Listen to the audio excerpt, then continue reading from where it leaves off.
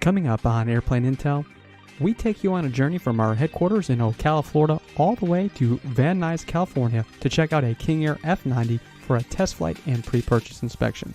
We'll run this hot rod through its paces from flight performance and engine health all the way to the smallest cosmetic defects. Will it be a winner or a total dud?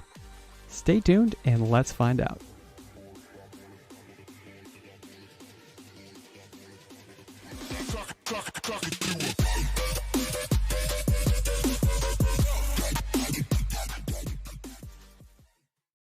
The King Air F90 is affectionately known as the hot rod of the King Air series. Beechcraft has been making the King Air 90 series since 1964. Early variants of the King Air 90 featured a pair of Pratt & Whitney PT6A-20 engines boasting 550 shaft horsepower and a 9,000-pound gross weight. Perhaps the most well-known version of the King Air 90 is the C90, which features a 9,650-pound gross weight, wider wingspan, conventional tail, and more efficient PT6A-21 engines with the same 550 shaft horsepower. However, the King Air F90 is not only a hot rod in comparison, but a bit of a hybrid too. The F90 shares the same fuselage from the King Air C90, but has the wings and tail section of the King Air 200, giving it an aggressive look and prominent ramp appeal. Best of all, the F90 has a pair of PT6A-135 engines delivering 750 shaft horsepower each and a handsome set of 4-bladed propellers. The extra boost in power translates into an increase in gross weight of 10,950 pounds, cruise speeds in excess of 250 knots, and a range of over 900 nautical miles. The aircraft can cruise up to 31,000 feet and typically burns about 100 gallons an hour. The cost per mile is less than both the C90 due to its increase in cruise speed and the King Air 200, making it a perfect airplane for owners that need the added performance without the added cost. In fact, the aircraft was in such high demand, it competed directly with the King Air 200, so Beech ceased production in 1985 after 196 aircraft were built. Now join us for our flight test and pre-purchase inspection of this 1980 King Air F90.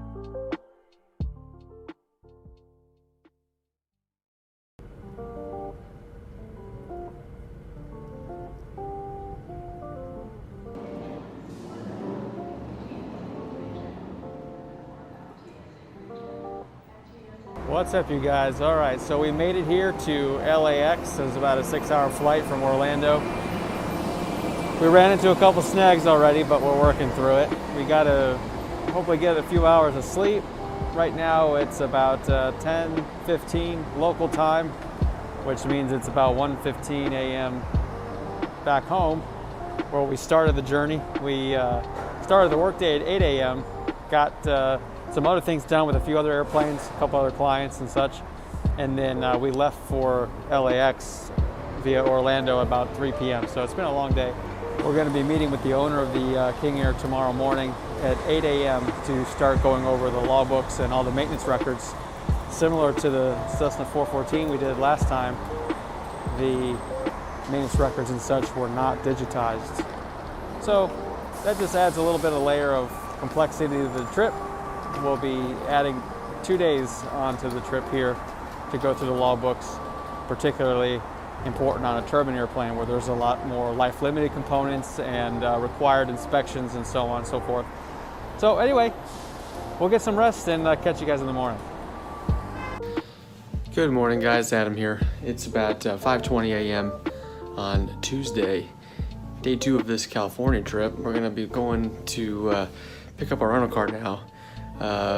We ran into an issue with the rental car last night where the line was extremely long, and they said that the minimum wait was 2 hours, and it was already after midnight. So we decided to just walk to the hotel.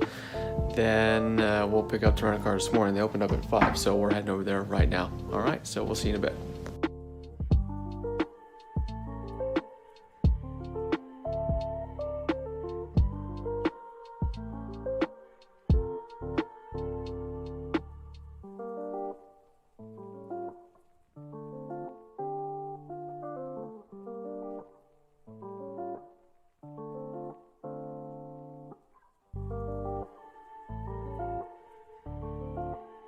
Hello. Hey, what's up, you guys? Adam and Shane here. Checking in with you. It's about 4 p.m. on Tuesday, so day 2 here, working on this King Air. Still doing the logbooks. As you remember from our 414 vlog, the logbooks take a while. So Shane, tell everyone what we've been doing the last few hours. So, we've been dissecting the logbooks. Pretty much what you're trying to do is get a general knowledge of how the airplane's been treated, what's due, when it's due. That's pretty much it. Make sure everything's there, make sure nothing's missing, everything's in English. Yeah, it's a bit of a puzzle, isn't it? Yeah. A lot of data to go through. So you have all the law books for the airframe, and in this case there's 4 airframe books, and they're big, thick binders with lots of law book entries, but also other paperwork stapled to it. We've got multiple law books for each engine, multiple law books for the props, and we have to validate all the times, because the times influence the value. And more importantly, on a turbine airplane, the times influence other maintenance events that occur in the future.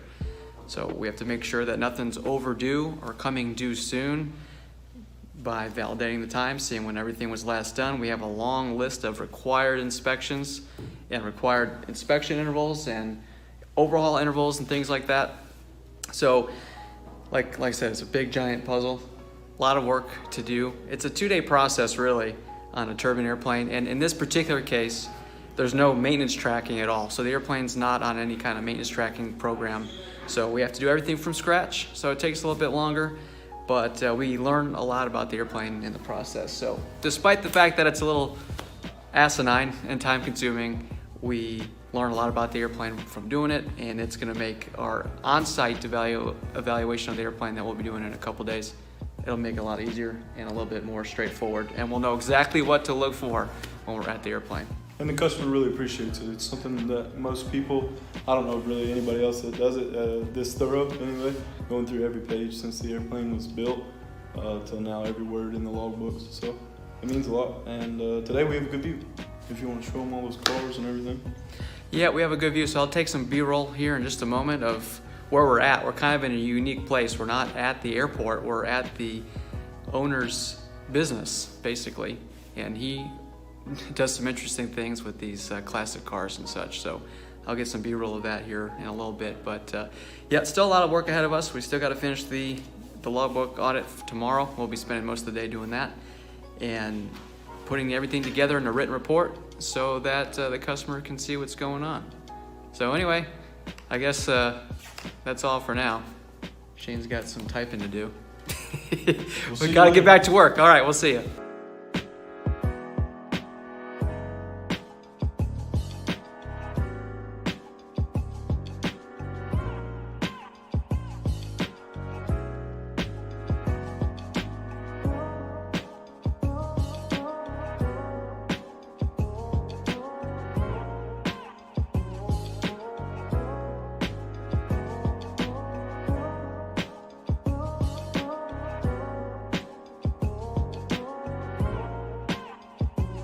Hey, it's Thursday morning now.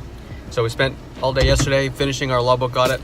It's about a 16-page report so far on that, with a maintenance status of the airplane and some items that need to be addressed, that sort of thing. So we're outside Signature West at Van Nuys Airport, about to do a flight test with the owner. And about 10 minutes we'll go in there and meet him. And looking forward to that. It'll be our first look at the airplane on this trip, which is kind of crazy because we've been gone since Monday, but Monday was a travel day, Tuesday, Wednesday were the logbooks, and today and tomorrow will be the airplane. So a lot to do in a short amount of time, but we're excited and we're ready. So we'll check in with you in a little bit and show you the airplane.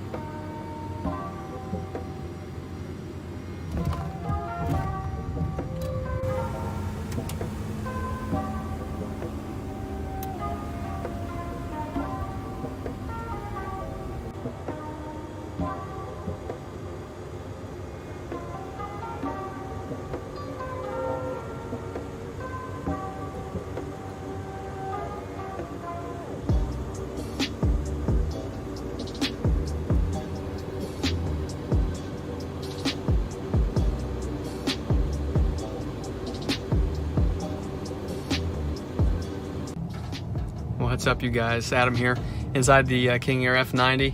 We're running through one of our checklists now. We just finished the test flight. Everything went really well on that. And so we're just running through one of our condition checks now, looking at the airplane as a whole before we start opening it up. Basically, what we've done recently is the lights test, all the heats.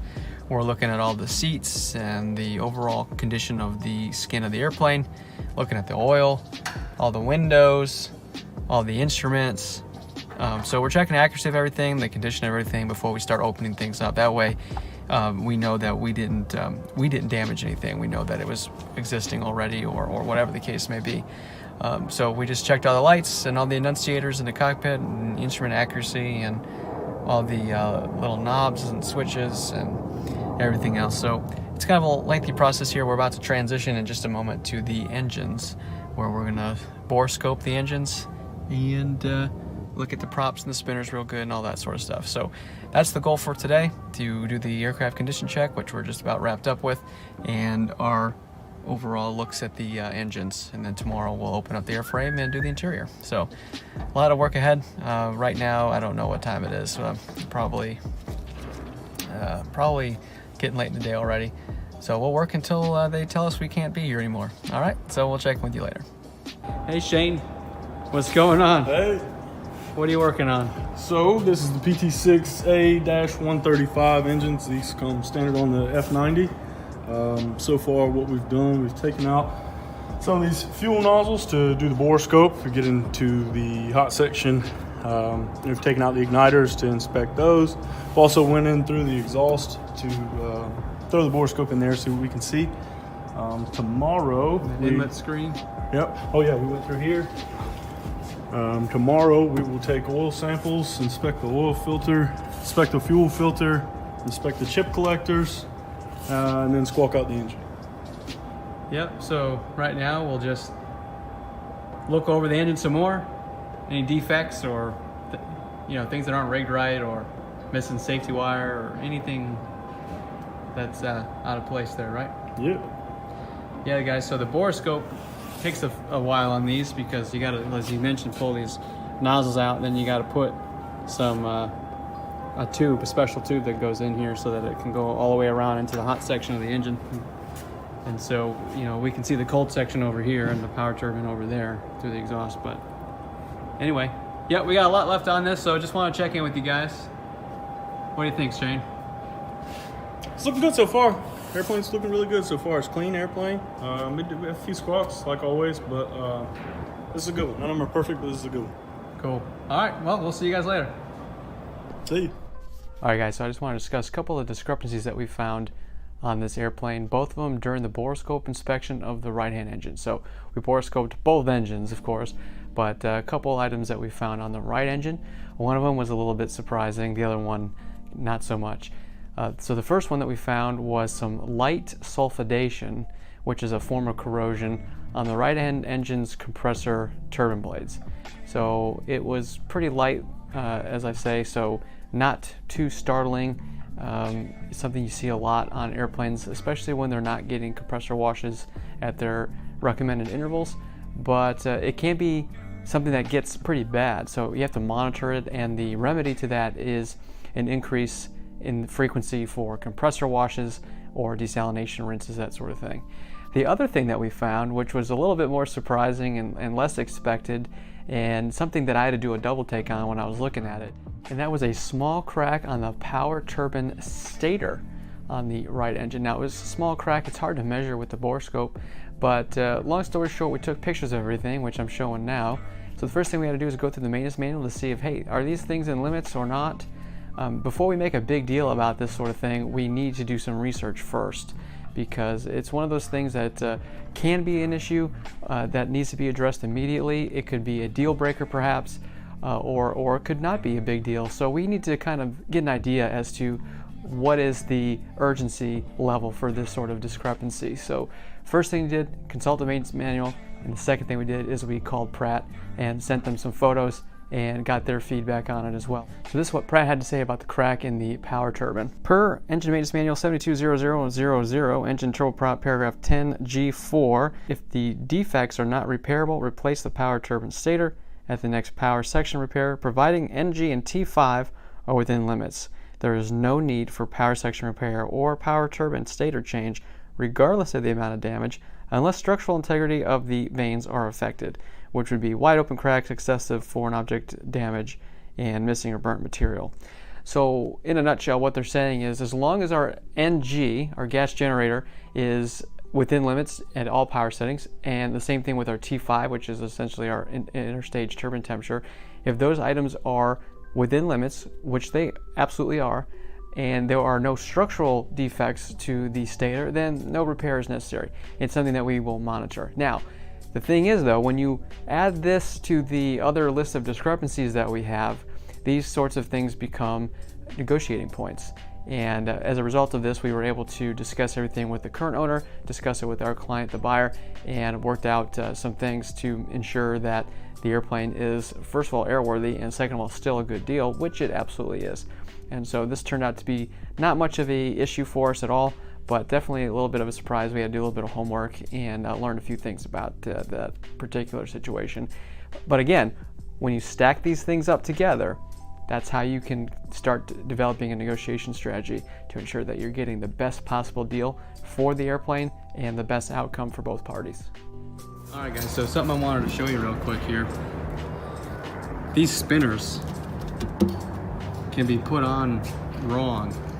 And what I mean is they balance the prop, and if the spinner's not on correctly and positioned the same way it came off, then you can throw the prop balance off, and what it can do is it can crack the bulkhead that's on the other side of the spinner.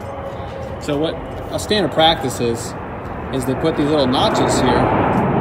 This is on the airframe side, this piece. This is on the spinner side.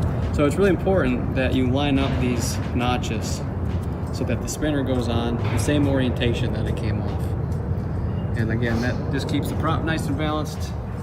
Make sure that this isn't crooked and it stays on nice and doesn't put any excess stress on the bulkhead that's on the other side there. So that's my tip for you on this trip. It's Friday, February 18th. Last day looking at the King Air F90 that you see behind me. As you can see from the rest of the video, we've been pretty busy trying to get this airplane wrapped up. We have a few more hours of work left. Shane is working hard on the other side, and we got a lot done over the past couple of days here. So I'm excited to be wrapping it up. I'll show you some of the other squawks that we found. We found some pretty good ones, I think. So I'll show some B-roll of some of the things we found out here so far.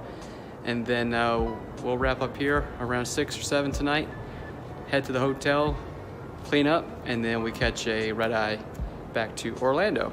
So we'll get out of here around 11 p.m. and get back to Orlando tomorrow morning around 6 a.m. and then get right back to work at the office. So anyway, let me show you a couple things here real quick.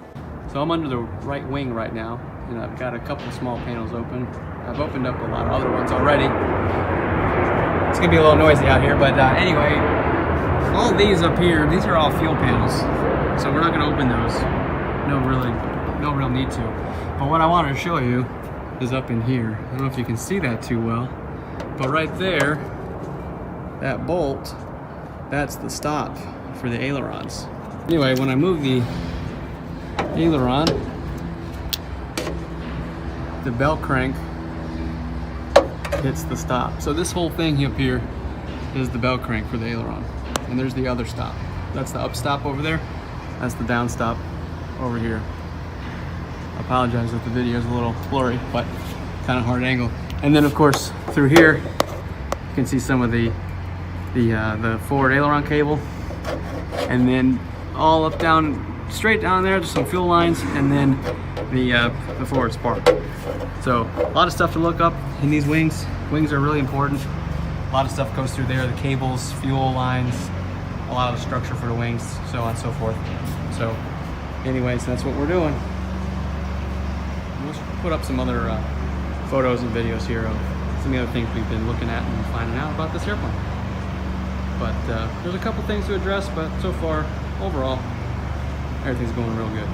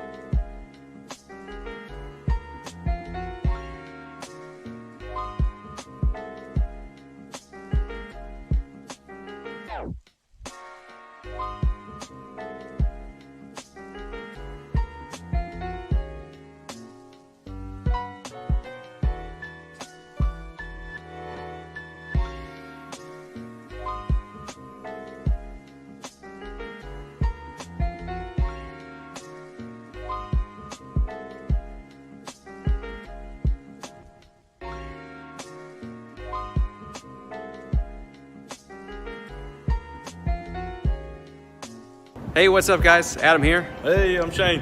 Hey, we've seen a lot of cool airplanes here, didn't we? Yeah. Van Nuys is a real cool airport. We've probably seen 20 Gulfstreams take off today. There's Yeah. a bunch of heavy iron here. Yeah, and it's a pretty unique place. One of the busiest GA airports in the world.